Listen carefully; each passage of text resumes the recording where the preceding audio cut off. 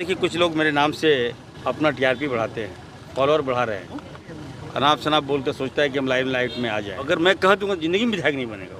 क्योंकि आप भी जानते हैं जिस पार्टी का आप नाम ले रहे हैं, अब वो अस्तित्व के में लड़ाई लड़ रही है और उसका मकसद यही है कि जराम महतो। हाँ, अगर इरफान अंसारी जी बोल दिए तो विधायक भी नहीं बन पाओगे। इरफान अंसारी जी का नाम ले लेकर जो अपना टीआरपी बढ़ाना चाहते हो, सफल नहीं हो पाओगे। अरे माननीय मंत्री इरफान अंसारी जी, आपका नाम लेकर के कोई टीआरपी नहीं बढ़ाना चाहता है, बल्कि सवाल सरकार से किया जाता है तो सब सिर्फ सवाल करते हैं।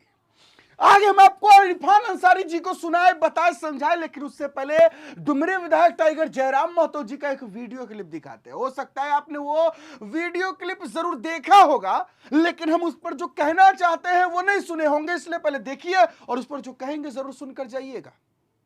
गुमनाम थे, क्योंकि वह 1990 का टाइम था। कई आंदोलनकारी आज गुमनामी के जीवन यापन कर रहे हैं। बस एक सर्टिफिकेट होगा कि हाँ ये आंदोलनकारी हैं और उनके परिवार में किसी को 3500 रुपए का पेंशन मिलता होगा, कोई चर्चा नहीं। क्योंकि वो एक दौर था जब सोशल मीडिया नहीं थी, वो दौर था जब हमारे पास उतनी लोगों से कम्युनिकेशन नहीं था। वो अपने क्षेत्र में आंदोलन करते थे। जब विनोद बाबू उनके साथ गए, कॉमरेड डेकेरा उस क्षेत्र में गए, सूर्य सिंह बेसरा उस क्षेत्र में गए, जो नेता उस क्षेत्र या गुरु जी गए तो उनके साथ आके खड़े होते थे। तो वो लोग उस स्तर के नेता थे, यानी अपने क्षेत्र में, अपने प्रखंड में, अपने जिले में। तो निसंदेह बिल्कुल, लेकिन वो तो लोगों ने भुला दिया। आज कई आंदोलनकारी हैं जिनको पहचान की आवश्यकता है।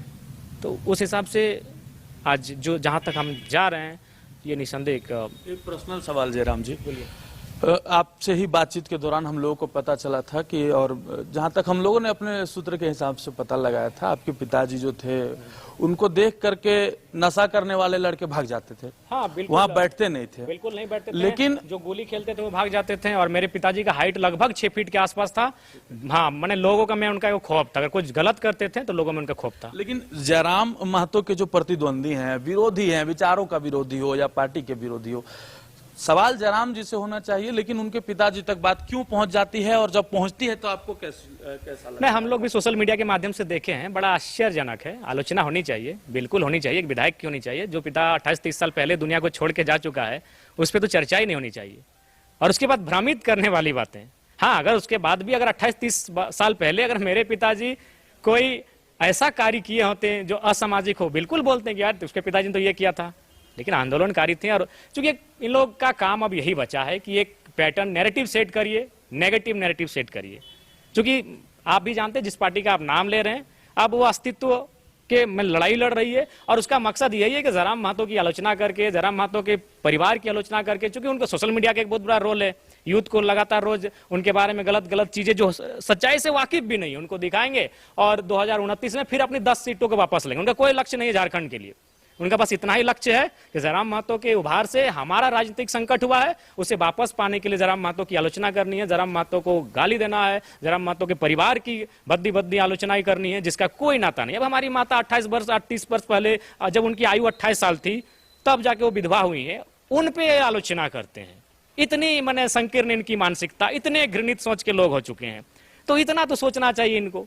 माँ तक ये चीजें जाती होगी तो नहीं, माँ हालांकि सोशल मीडिया से दूर है, लेकिन फिर भी वो घृणित लोगों को इतना तो सोचना चाहिए। जो स्त्री 28 वर्ष की आयु में विधवा हो चुकी है, जिस व्यक्ति को उसके माता पिता ने कहा कि हम तुम्हारा दूसरा विवाह कर देंगे, उसने एक ही लाइन कहा कि जहां विवाह होकर जाएंगे वहां तो बच्चे के लिए जाएंगे। तो बच्चा तो यहाँ ऑलरेडी 2 गो है, एगो पिताजी के मरने के बाद बच्चा पैदा हुआ है, वो हम पहले से थे, तो इन्हीं को देख के हम रह लेंगे।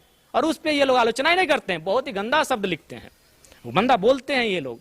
तो बस ऐसे ही कारण उनकी पार्टी आज यहाँ हाशिए पर आई है। इसी कारण जिस राजनीतिक दल ये कर रहे हैं, वो इसी कारण आए। मैं फिर कह रहा हूं, आलोचनाएं बिल्कुल, अगर मेरे परिवार के लोग भी अगर असामाजिक कृत्य में होंगे, आलोचना करिए, लेकिन आप एक नैरेटिव सेट कर रहे हैं जो सच्चाई जिसका कोई वाकिफ नहीं है। और कहां कोई धनबाद में बैठकर कर रहा है, कोई रामगढ़ और रांची में बैठकर कर रहा है। तोपचाची में, अगर तोपचाची वाले लोग कहते मेरे पिताजी के बारे में, उसी दल के लोग, गणमान्य लोग तोपचाची में बैठे हैं।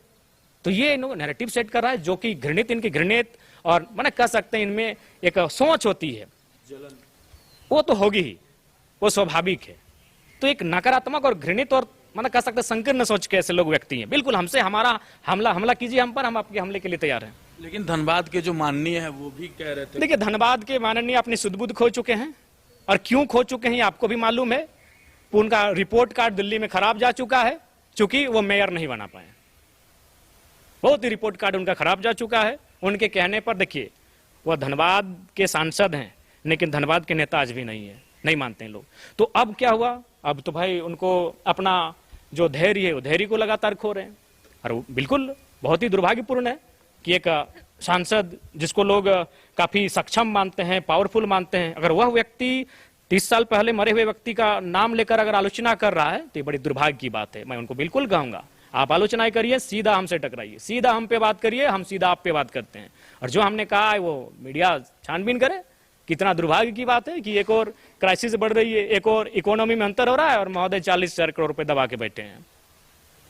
जो आप बातें उस दिन कहे थे मीडिया के माध्यम से, उन बातों पर अड़िग हैं? सच बिल्कुल अड़िग हैं। अरे मैं आपको ये बता, हवाई बातें नहीं, हवा हवाई नहीं है, अड़िग हैं आप। वो काम अब मीडिया का है, आप एक स्टिंग ऑपरेशन करिए, और नहीं तो फिर अगले दिन मेरे खिलाफ इंटरव्यू बनाइए, आप समीक्षा करिए कि जरा डुमरी विधायक के अनर्गल बयान दिखाइए, हमारे खिलाफ आप चैनल में चलाइए कि आपने जो भी बयान दिया था, जो भी आपने तर्क रखा था, वो निराधार है। बिल्कुल हाँ, क्योंकि हमें भी हक नहीं है कि हम अनर्गल और भ्रामक बातों को रखेंगे। हमने जो कहा है बिल्कुल तार्किक रूप से कहा है, शोध करके कहा है। आप ये जांच करिए कि मैंने जिन जिन जगहों का, जिन जिन कार्यों का, जिन जिन संस्थानों का मैंने नाम लिया है, आज से 10 साल पहले वहां क्या था और आज वहां क्या है और किसके पास है, और उस व्यक्ति का इस व्यक्ति से क्या संबंध है। तहकीकात कर, चूंकि आज के डेट में सब बेनामी संपत्ति रखते हैं। अब हम एक दिन एक व्यक्ति से बैठे थे, एक बिजनेसमैन जिसने करोड़ों नहीं हजारों करोड़ रुपए धनबाद में इन्वेस्ट किया है। बोला अरे आपने तो गलत कहा है विधायक जी, और भी मिलेगा, बस हम लोग का नाम मत लीजिएगा। बेनामी संपत्ति होती नहीं, छोड़ दीजिए, अभी नाम कह लेंगे, बेचारा का बिजनेस कर रहा है, अभी और निकलेगा। और बताइए, उनके समर्थकों को सवाल पूछना चाहिए कि जितने रुपए हैं, अगर एक दिन में 1 लाख रुपए कह दिए कि आप बांट दीजिए, डोनेट कर दीजिए, एक दिन में 1 लाख खर्च कर लीजिए, कितना लगेगा मालूम है आपको?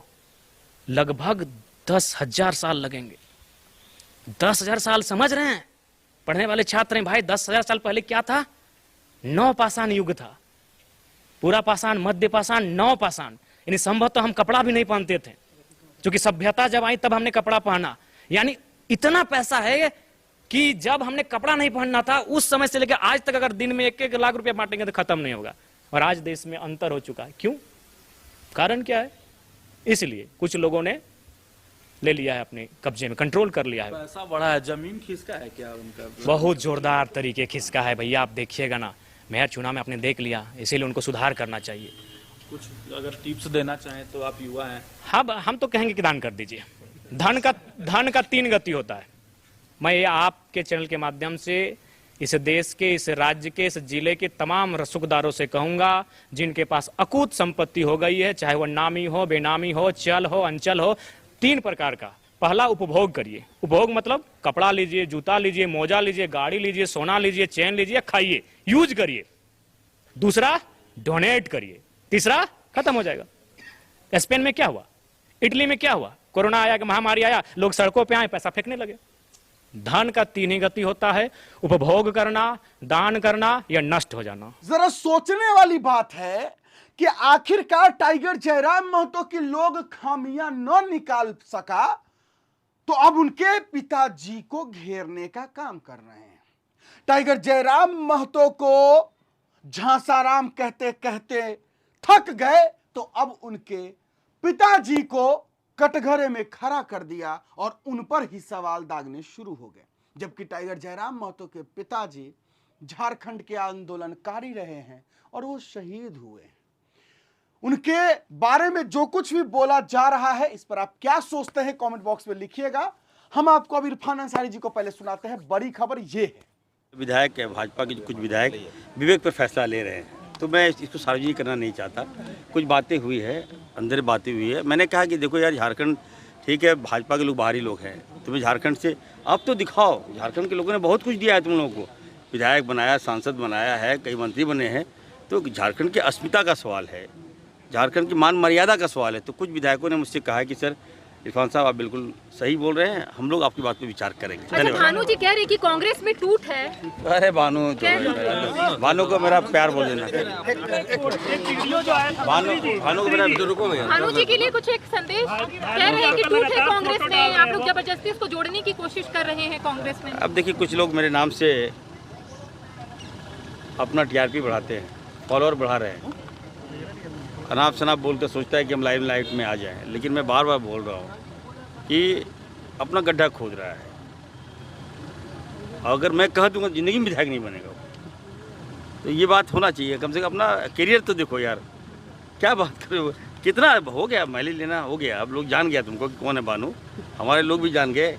कोई लोग भानु बोलता है, कोई भालू बोलता है, तो हम क्या करें उसमें। तो भालू ही बोलते हैं लोग बोलता है आप तो क्या बोलते हैं? मैं भानु जी बोलता हूँ। हम तो रिस्पेक्ट करते हैं, हमारा भाई है वो। लेकिन मैं उनसे ज़रूर कहूँगा कि देखिए, आप भी मंत्री रहे हैं, आप भी विधानसभा के आप सदस्य के रूप में आप भी अपनी सेवा दी है, तो मुस्लिम होना पाप नहीं है। राज्य में दूसरी सबसे बड़ी आबादी हमारी है, जिसे हम गुरु शिबू सोरेन जी ने राज लिया, मेरे पिताजी फुरकान साहब ने राज लिया, और तुम लोग बाहर से आए हो। एक तो तुम झारखंडी नहीं हो, अब कहाँ से अगर उनका खतियानी निकालेगा तो कहाँ लगता है यूएस से आए होंगे लोग। कह रहे हैं आप लोगों की उम्मीदवार भी तो कम से बाहरी कम है। मैं ये कह रहा हूँ, झारखंड में अगर आप आ रहे हैं, खा रहे हैं, पी रहे हैं, तो कम से कम अच्छा बोलिए, मीठा बोलिए, झारखंडी भाषा बोलिए, तो ताकि कह रहे अच्छा लगे। कांग्रेस के जो उम्मीदवार है वो भी तो बाहरी है। सबसे ज़्यादा तुम्हें क्यों बोल रहा है यार वो, तुम्हें क्यों बोल रहा है सबसे ज़्यादा? वो खुद ही फेसबुक में लाइव आ रहे हैं। सबसे ज़्यादा तुमको बोल रहा है क्यों? और भी तो जवाब मुझसे दे दीजिए। और तो पत्रकार है, तुमको बोल रहा है, तो आप क्या जवाब बात दे है? दीजिए। अच्छा, ये मंत्री जी, हटाओ नहीं प्लीज, उतना ज़्यादा मत मंत्री जी, एक बोलो। वीडियो जामताड़ा से वायरल हुआ था कि ट्रैक्टर पर जो है खाट लगा के मरीज को ले जाया गया, और उसके बाद जो है सवाल उठाया जा रहा है स्वास्थ्य विभाग पे कि एम्बुलेंस नहीं मिल रहा। देखिए आपने अच्छा प्रश्न किया, मेरा लगा दीजिएगा। देखिए आप लोग मीडिया के लोग हैं, सत्य चलाइएगा जरूर। जब ये बातें आई तो मैं जामताड़ा में ही था, और खुद मैं वहाँ गांव गया, उन परिवार से मिले और हमने मदद भी किया। लेकिन विडम्बना इस बात का है, हम आप लोग से आग्रह करते हैं कि स्वास्थ्य व्यवस्था को ठीक होने दीजिएगा कि नहीं होने दीजिएगा। अब बताइए, जो लड़का मिंटू मरांडी वो निधन हुआ, अब वो तालाब जोरिया में नहाने गया, वहाँ से जैसे ही निकला वो गिर गया वहाँ पर, और उसके बाद गिरने के बाद माँ बाप को मालूम चला तो 5-6 बजे उनको लेके आया घर, तो डॉक्टर्स को बुलाया, वो लड़का वहीं पर दम तोड़ दिया था। ठीक है, उसके बाद देखिए भाजपा आ गई वहाँ, भाजपा के लोगों ने गांव वाले को बोल दिया कि वो शायद जिंदा है। जब डॉक्टर ने पुष्टि कर दिया कि ही नो मोर, लेकिन भाजपा के कुछ लोग परिवार को आके बोल दिया कि नहीं वो जिंदा है, तो परिवार को लगा कि नहीं कुछ तो होप होगा, कुछ तो विश्वास है, जिंदा होगा। आनंद फानन में भाजपा के लोग ट्रैक्टर लाए, खटिया लाए, और बगल में ही हॉस्पिटल है, जबकि वो गाँव से सुखी संपन्न है, वहाँ सबके पास गाड़ी है, सबके पास बाइक है, और जानबूझकर क्योंकि इरफान अंसारी है वहाँ, लेके स्वास्थ्य विभाग वहाँ ले जाया गया और दिखाया गया कि स्वास्थ्य का ये हाल है, खटिया पर, ट्रैक्टर पर खटिया। तो मैं वैसे लोगों से कहूँगा, यार काम करने दो मुझे, काम जब कर रहा हूँ तो तुम लोग खामियाँ निकाल रहे हो, ये ठीक बात नहीं है। आज हम सीएम साहब को कहे, आज हम रेडिसन ब्लो में हम लोग का कार्यक्रम था, या बीएनआर में मेरा कार्यक्रम था, हमने सीएम साहब को कहा कि सर हमको काम में भाजपा जो अड़चन पैदा कर रही है। सीएम साहब ने खुद कहा कि नहीं, यू आर डूइंग वेल, तुम अच्छा काम करते रहो इसी तरह, कोई परवाह मत करो। जैसा कि आपको पता होगा, हमारे माननीय स्वास्थ्य मंत्री इरफान अंसारी जी के विधानसभा क्षेत्र जामताड़ा से जो घटना सामने आई, उस पर हमारे माननीय मंत्री स्वास्थ्य मंत्री इरफान अंसारी जी का यह कहना है कि वो व्यक्ति पहले ही दम तोड़ चुका था, लेकिन भाजपा उनको बदनाम करने का प्रयास कर रही है। लेकिन शायद माननीय मंत्री जी ठीक से सुने नहीं।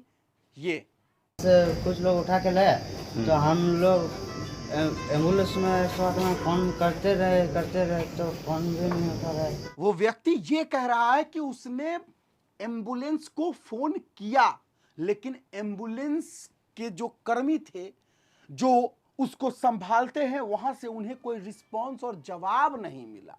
अगर वो दम घर पर ही तोड़ चुका था तो ठीक है, लेकिन क्या एम्बुलेंस को अगर कोई फोन करेगा तो क्या उनके फोन को रिसीव नहीं किया जाएगा? और अगर नहीं किया जा रहा है तो क्या ये भाजपा का किया धरा है? माननीय स्वास्थ्य मंत्री इस बात को मानना नहीं चाहते हैं, पत्रकार पर ही भड़क जाते हैं। पत्रकार अगर सवाल पूछ ले तो उनको थोड़ा सा तीखा लग जाता है, क्योंकि वो चाहते हैं कि उनके बारे में सिर्फ अच्छा ही हो। खैर, आप क्या सोचते हैं? कमेंट बॉक्स खुला है, अपना राय विचार जरूर दीजिएगा। फिलहाल अभी के लिए इतना ही, इजाजत दीजिए। मुझे, मेरा नाम बिट्टू सिंह है। जोहार, जय हिंद।